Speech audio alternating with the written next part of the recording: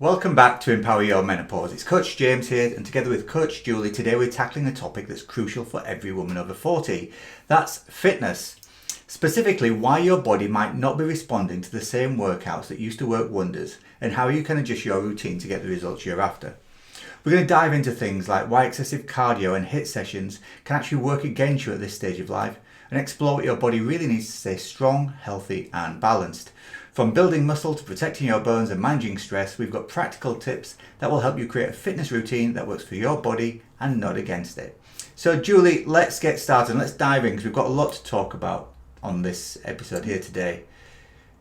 Everybody says to us, what's the problem with cardio, excessive cardio and HIIT workouts?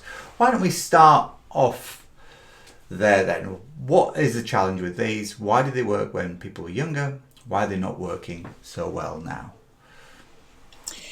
Well, a lot of it has to do with the way our hormones are working now in this phase of life. When we're younger, we feel invincible, right? We can eat whatever we want, we can move a little bit more, and everything seems to compensate and balance itself out.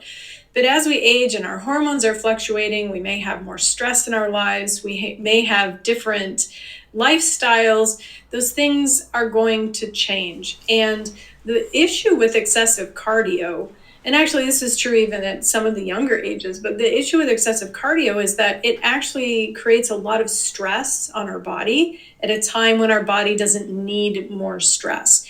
We can actually lose muscle if we're overdoing the cardio.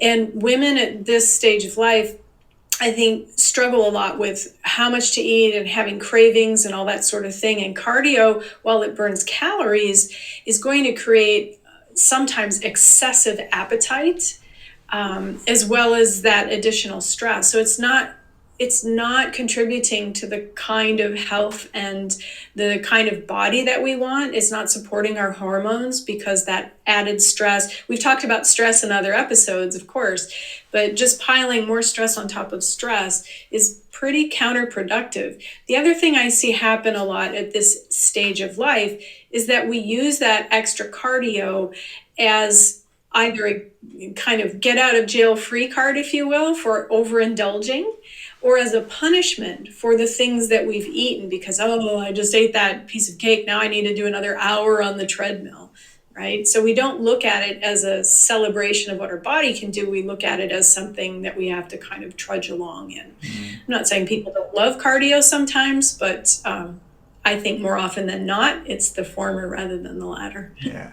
It's interesting, isn't it? Because one of the things that we talk about a lot is this need for women to, everybody really, but particularly women past 40 when they've got busy lifestyles, etc., to take the time out for self-care. And part of that self-care journey is obviously going to the gym, working out, making sure that you're fit and healthy, you've got a strong cardiovascular system, you've got strong bones, you've got strong muscles. The challenge that I often find that comes at this time of life is talking to people about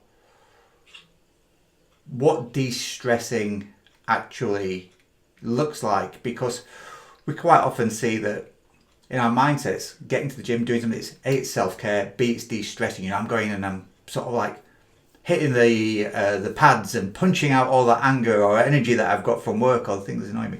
One of the things that is actually doing is it's never achieving that balance that we also talk about achieving, because your self-care time is as equally stress-inducing as your non-self-care time. And I think one of our clients sent us a message about this the other day, because I've been speaking to her and saying, all your, in inverted commas, de-stressors are actually stressful. There's a whole element of extreme cardio going on there, hitting the gym for a couple of HIIT sessions a week. One of her downtime activities that she does is she goes to see soccer matches, which are incredibly charged because the team that she supports is right at the top end of their division. And so almost everything there was a stressor. So if we're adding in stress at the gym, adding in stresses in our personal life, adding stresses into our downtime all the time, that is one of the challenges, isn't it? Because it ends up creating too much cortisol. Too much cortisol can lead to increased belly fat. We've talked about that before.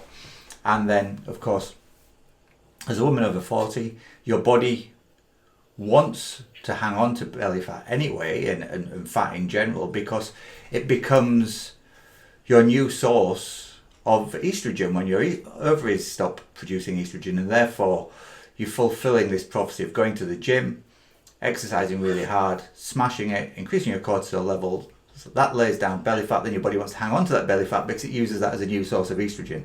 And so it ends up, once again, following one of these cycles that we find it really, really hard to get out of.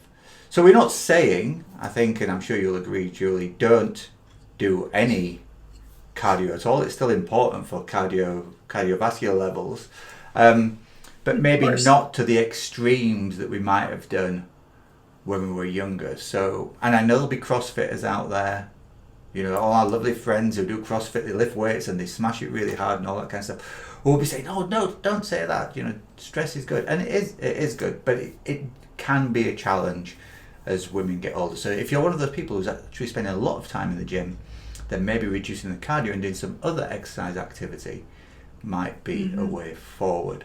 So Julie, for you, what would you say is a really sort of like good base element of cardio to do in the gym, so you're not trying to smash it all the time but still getting those cardiovascular protective effects?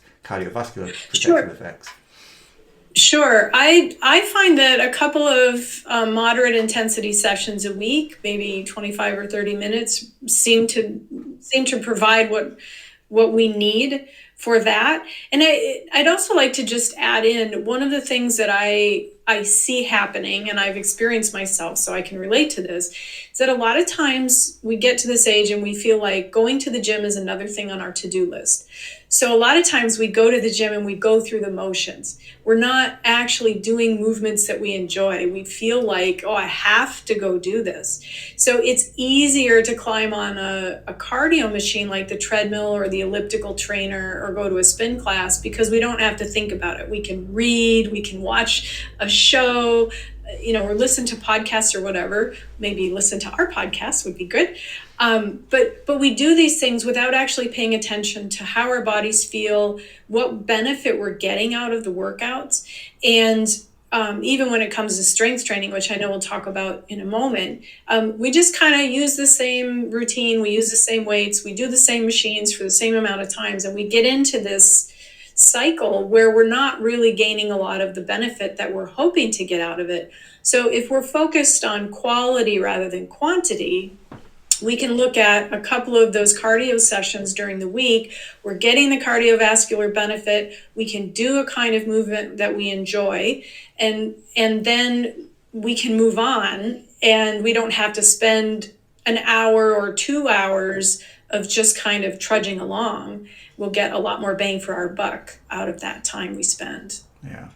So one of the things that we do recommend a lot is strength training. So let's talk about that a little bit. One of the things that I tend to find is that it's one of the hardest things to get a woman over 40 to do, going to the gym and lift some heavy weights. And then once they start doing it and they start seeing the results of lifting some heavy weights, they say, why didn't you get me onto lifting heavy weights earlier than this? Why did it take me so long? Right, so let's talk about strength training. And I think a good place to start here is to just reverse this and not just say, right, go into the gym and lift heavy weights, but let's talk about some of the benefits of strength training before talking about what it looks like. One of my all-time favorites, and a stat that we've regurgitated many times across almost everything that we do, is the need to strength train for bone mass, for what is called bone mineral density. Bone mineral density is just a scientific way of saying how strong your bones are. Estrogen has a protective effect over bones.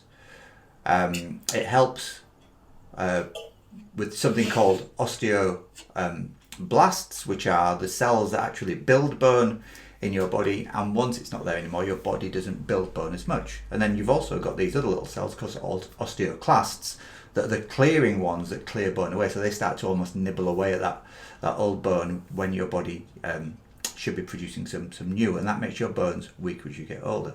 So 50% of women over 50, there or thereabouts, will have a fracture due to decreased bone mineral density. And strength training is absolutely the number one way to make sure that your bones stay healthy, along with a couple of vitamins, vitamin D, vitamin K.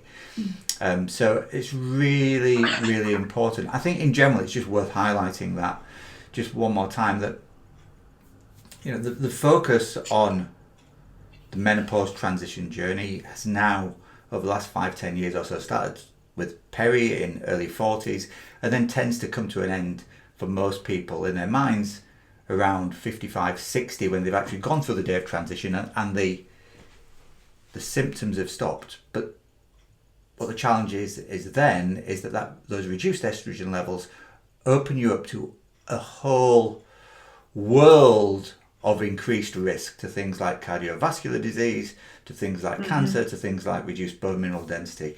And so paying attention and still following some of the lifestyle changes that we and other health coaches recommend is really, really important, way beyond 50, 60, 70, 80, as long as you can keep going.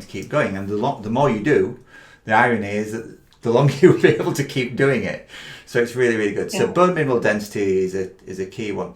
Why don't you talk to us a little bit about the actual strength benefits, the benefits of strength training when it comes to things like muscle mass then, Julie? Sure. And just like we lose bone mineral density as we age, we lose muscle mass as we age. And that starts to go at a kind of alarming rate if we don't do something to preserve it. And strength training, of course, is going to be the best way to build that muscle mass, along with getting adequate amounts of protein. Those two go hand in hand together. And one of the great things about strength training that I don't think is talked about enough is that we don't do strength training for the sake of strength training. We do strength training in order to remain strong, flexible, mobile, preserve our balance, maybe avoid the risk of falls that can become serious as we age, and to allow us to remain strong and independently functioning as we get older. We don't go and do all of these reps. As a matter of fact, I was thinking about that the other day because I had some farmer carries in my workouts, which is holding heavy weights at your sides, slightly away from you and walking. And I had to carry some heavy things. We had flooding in our basement, and I had to carry buckets of water from the garage into the basement to dump them. And because I had been doing those farmer carry workouts, I could do that without straining or hurting myself. We do overhead presses so we can put heavy things away on the shelves or put our suitcase in the overhead compartment. I mean, these are functional movements, so we're not doing these just for the sake of we're not looking to, what I want to say, be a heavy body competitor or look like Arnold Schwarzenegger or whoever the star of the day is. We're doing these things so that we can function. And I will say one other story, that I didn't used to like strength training until I started doing it, like you said. But one of the things that really compelled me to start was I was working back in my corporate HR days, and these two women in an office where I had to go collect some books because I did new hire orientations, and we gave out books, and I had to get these 2 boxes of books. There were 10 books in each box. And I picked up the 2 boxes and I put them up on my shoulder, and the women looked at me and said, "Oh, no, let's get our guy up here to help you with those. Those are far too heavy." I said, "What? No, it's fine." And I walked up the stairs with them, and they just shook their heads. And the one lady said, "I can't even lift one of those boxes by myself." And I thought, that is never going to be me. Yeah. Right? Yeah. I look at that part of it as much. We just think, okay, this is what I'm supposed to do, but we don't think about why. Yeah, I'd say 2 things there. Yeah, the functional thing is absolutely key. When I used to do more PT, I used to speak to my clients very much about, you can encapsulate almost like there are 7 core movements that we do in life that are replicated in the gym. The things like a hinge at the middle, which would be a deadlift in the gym. There are things like squatting, which is a squat in the gym. There are things like lunges, pushes, pulls, twists. They're the main ones, and then walking is the other one. you can see how all of those movements are used just by getting into your car in the morning. So, you're going to work, you pick up your bag off the shelf. That is a pull move. You're pulling something up towards you and you're carrying it with you. So you're doing the walk. You go to your car, you have to open the car door. So now you're trying to balance your handbag on one shoulder as you open the car door with the other. That's a pull move. You need to do a lunge to step into the car. You need to do a squat to sit down into the car. And then you need to do a twist to take your handbag off your shoulder and put it onto the passenger seat next to you. So all of those moves that you can do in the gym are immediately replicated just getting into your car in the morning to go to work. So obviously the longer we can do it, the better it is. The other thing when it comes to muscles as well is, another image that I like to use when I'm speaking to people is when you see an older person and they can't get out of their chair, so they're having to use their hands to push up out of the chair. One of the reasons for that is because 4 big muscles that run down the front of your legs, called your quadriceps, have started to go. They're the muscles that flex to help you stand up from a sitting position. One of the first things I was told when I was trained to be a PT many years ago was, your quadriceps are your independence muscles. And they call that because without them, you will lose your independence. You will not be able to get up out of a chair. So really, really key, if you want to go on to be into your 80s, 90s, potentially 100s, hit a century, and still be healthily functioning, lifting some kind of weights or doing some kind of weight-bearing exercise is absolutely essential. Whether you're man, woman, animal, mineral, whatever, you need to be doing it in some way, shape or form.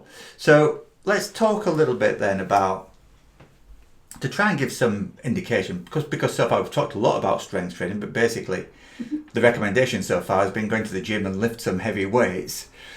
Right. Let's talk a little bit then about what a routine would look like. What would you suggest that a woman over 40 or into her 50s is doing when she goes into the gym for the first time, or into a gym environment? Into a gym environment, my first recommendation would be, most gyms will offer a free assessment of some kind. And if you have the ability to book a session with a personal trainer to assess your movement patterns and recommend some exercises that would benefit you, because people are going to start at a different place. If you've never exercised in your life, you're going to be starting in a much different place with different understanding and knowledge than someone who has exercised in the past or who's been athletic in the past. But incorporating those 7 primary movements, and you can start with machines if that feels easier, because you may not have the coordination, or you can start with bands instead of dumbbells, that kind of thing, because you want some resistance. Even body weight can provide a lot of benefit doing body weight exercises. So again, squatting, lunging, hinging, pushing, pulling, those are all going to be important movements.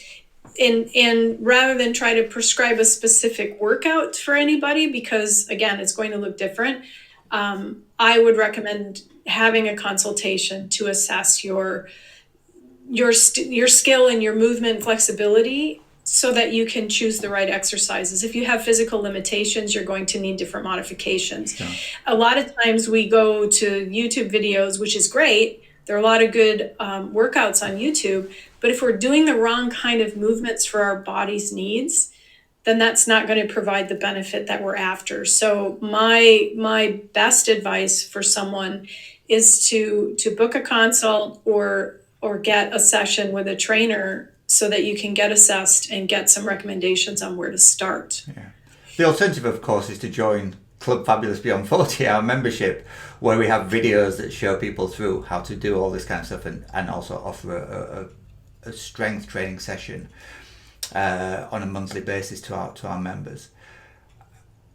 One of the things that I'm often asked is, what if I don't actually have any weights, or what if I don't have the appropriate weights? And I think a couple of things there. First of all, if you look around your garage, you look around the loft, you look around the house somewhere, invariably all of us will have bought at some point a kettlebell or a couple of dumbbells or something. So most of us have got something around. You can also improvise something as simple as a backpack with 2 shoulder straps on can be used for almost any exercise that you might want to do. And all you need to do to vary the weights is put something either heavier or lighter in the backpack, depending on what you want, what weight you actually want to use. And so you don't have to have a whole array of weights. It's obviously better and more targeted if you are seeing a personal trainer one-to-one in a gym and they're giving you a session that's appropriate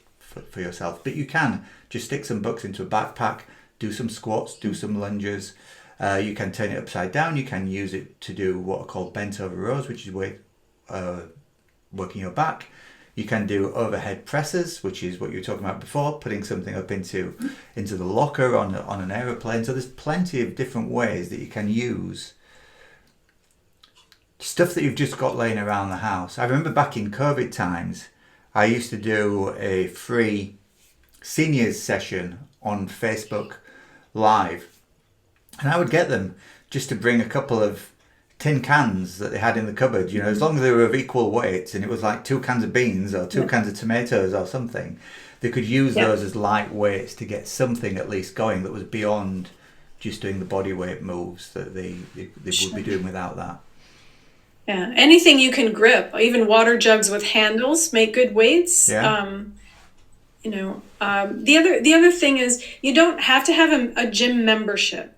And you don't have to work with a personal trainer to get a lot of benefit. I just like to suggest that as a first stop because that initial assessment is so important. But starting with something simple, and you can buy a full set of resistance bands for about $25, and that usually includes something that attaches to the door so you can anchor them, and they've got handles. In the past, I've often gifted those to clients who didn't have any kind of resources because it's just, they're handy to have and they're compact. You can travel with them. But yeah, it doesn't have to be fancy. The idea is to get started somewhere. Yeah. So why don't we talk then? So we've talked about cardio, the need for it not to be as intense as maybe when we're younger, and how the really high intensity stuff like HIIT training and things like that can potentially be counterproductive in some women as they age. We've talked about strength and the importance of that.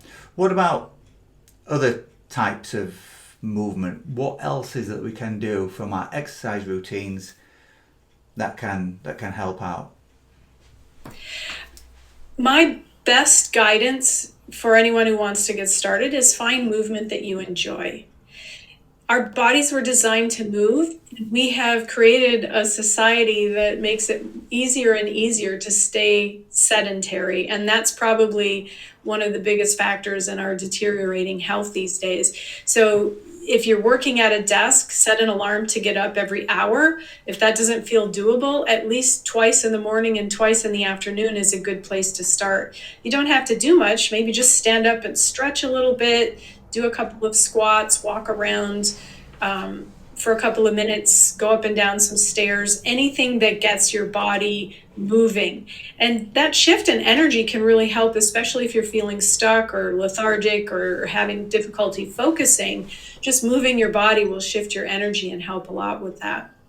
I like to, when I'm sweeping the floor, I like to engage my core and switch sides with the broom. So I'm making sure I'm using those abdominal muscles, or dancing around, folding laundry, doing some squats in between, unloading the dishwasher. We can do all kinds of different movements during the day that bring us some kind of benefit without having to worry about everything being a structured workout. The key is just to move and move often. Yeah, I suppose that's the danger, isn't it? That quite often, we've talked about this before as well, that when you're doing, even if you're going to the gym 1 hour a day, 7 days a week, you're only exercising for something like 5% of your actual week. So what are you doing in the other 95%?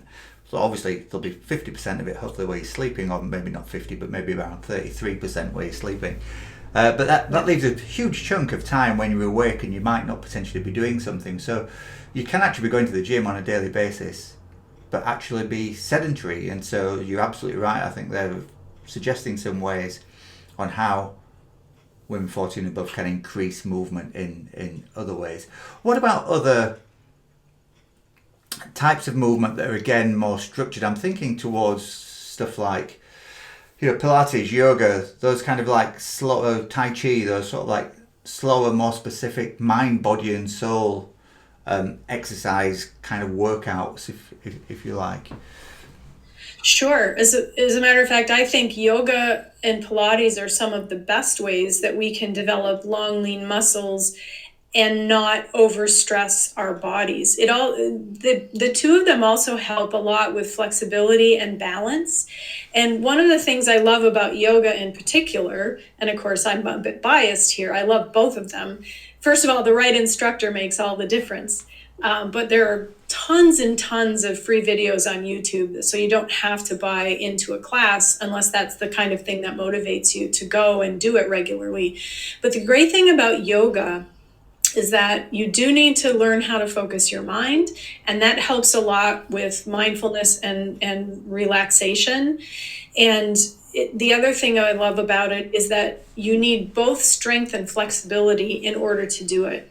It's a progressive thing, so we're not all going to, I don't know if we had Gumby in the UK, but we had this really bendable character called Gumby in the States, this green guy. And we say you don't have to be bendable like Gumby on your first day out. And it's a kind of thing that is enjoyable because every day your practice is different. And some days your balance is great and some days it's not. Some days you realize, oh, I can do this move now and I couldn't do that before, or I can get further down or further into it and than I could last time. So it's a really nice way to relax, strengthen, lengthen, become mindful. But either yoga or Pilates are good ways to do that. And Tai Chi is another one, Qigong.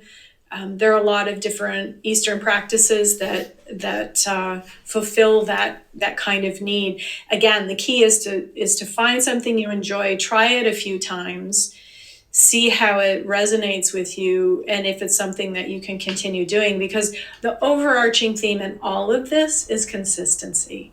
Absolutely. And people always say to me, what's the number one exercise I should be doing? My answer is the one that you enjoy the most. Yeah. Right? Because it's the one that you're going to keep up doing. But we've talked in general terms here. Obviously, everybody will be slightly different. Everybody will have different needs, maybe different physical capabilities. But if we're just saying for an average population, we're trying to boil it down. It feels as though we're looking at maybe a couple of cardio sessions, 20 minutes to half an hour a week. If you want to do HIIT, maybe limit that to one. Two or three weight sessions, then maybe one or two active, more relaxing, more stretching sessions like a yoga-y type exercise or Tai Chi. Will that sound about right to you, Julie? Yeah, I think that's a great schedule and a great thing to aim for. And again, the key is consistency. So start with, if you're not doing anything right now, start with one of those things and build up to that as your goal. And my other opinion is that you cannot walk enough. Any chance you get to walk more, it's free, it's available all the time, and you can do it pretty much anywhere if you have the right gear. So being able to do that and will get you more movement and help your body feel more energized. But yeah, I think working up to a schedule like you mentioned, it would be ideal. But again, it's the consistency that matters. So start somewhere, use what you have, do what you can. And of course, we're always here to help guide you. We've got a free call available if you're interested, a 45-minute call. We can give you some guidance there and help you get started. Our membership is a great place to get those workouts, so you don't have to. Yeah, because the other thing I think one of the mistakes people make is they'll get into a strength routine and they'll continue to do the same one with the same weights over and over and over. And our bodies are really smart. They like to adapt. So once our body adjusts and gets used to something, we need to mix it up again. We need to challenge it a little bit to continue to build that strength and resilience. Yeah. Adaptation's a really important point, I think.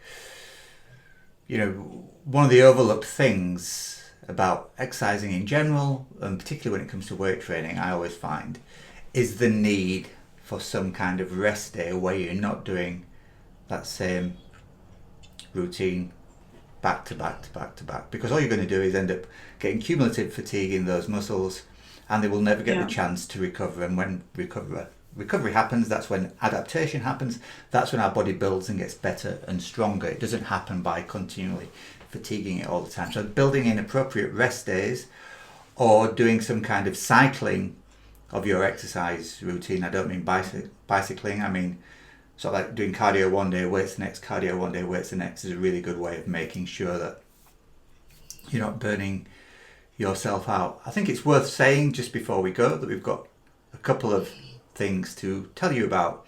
First of all, we've started doing a monthly workshop which is called How to Master Your Menopause, Weight Loss and Strength Training in More Depth, is one of the things that we talk about on that. The next one is taking place on Friday, October the 4th at 6 p.m. UK, 1 p.m. Eastern, 10 a.m. Pacific. If you'd like to jump on that, it's weightloss.fabulousbeyond40.com. If you're listening to this way into the future, then please still visit that website, weightloss.fabulousbeyond40.com, because it's likely that we'll have another one planned in as well.